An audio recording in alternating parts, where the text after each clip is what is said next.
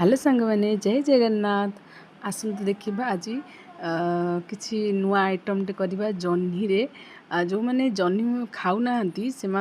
रेसिपीटा जह्नी आलू पुस्तक आपड़ शुणी ना निहाती भाव में देखो आम एमती मसला को ग्राइंडिंग कर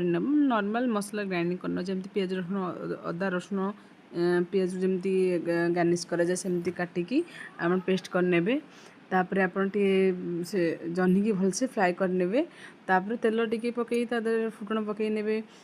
देन तापर पियाज ऐड करदे पियाज पकेबे तो पियाज टिके समय वेट करें पियाज टे ब्राउन कलर आसला मत टिके लुण पकई जेहेतु मेल्ट हाँपाई लुण पकई देती तापर आम टमाटो पकई नवा टमाटो पकई सारापर टमाटो टी जस्ट घाटीदे तापर टिके होगला आम पेस्ट देदेव अदा रसुण पेस्ट देदेव तापर जस्ट टिके हल्दी देदेव जहाँ आप मसला ऐड करा चाहते एमती लंका गुंड माने काश्मीरी चिली पाउडर आउ ये किसी मसला देदेवे आउ कि आपण स्वाद अनुसार आप जो मसला भल लगे आप से मसला दे पारे मुझे मीट मसला देती हाँ तापर टिके पानी देदेले जेहेतुटा को माने निआरे सेटा माने अधिका एक हो जाए पोड़ी जाए से पानी देदेली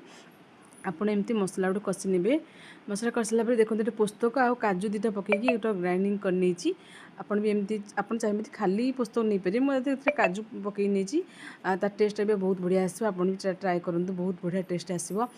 तापर देखो एमती मसला कषिला जह्नी आलू माने पकईकी अल्प समय कषि ने तो कषि नाला देखिए तार बास्नाटा ओफ मस्त लगुच आपन कौन बा कहि आप थे करके देखूँ केते बढ़िया लगे तापर लुण पकई स्वाद अनुसार किसी लुण पकई नहीं तापर एवं आम कषा रेडी होगला आम पानी देदेबा पानी आपण जिनस अनुसार पानी की ऐड करने मुझे गरम पानी की गरम पानी देती गरम पानी देले टेस्ट आहरी भल माने भल आसे तापर फुटे ने माने किसी समय छाड़देवे 5-10 मिनट पर देखिए तार माने तार लुकिंगटा ना बहुत सुंदर देखा देखो केते सुंदर देखा सीझी भी गला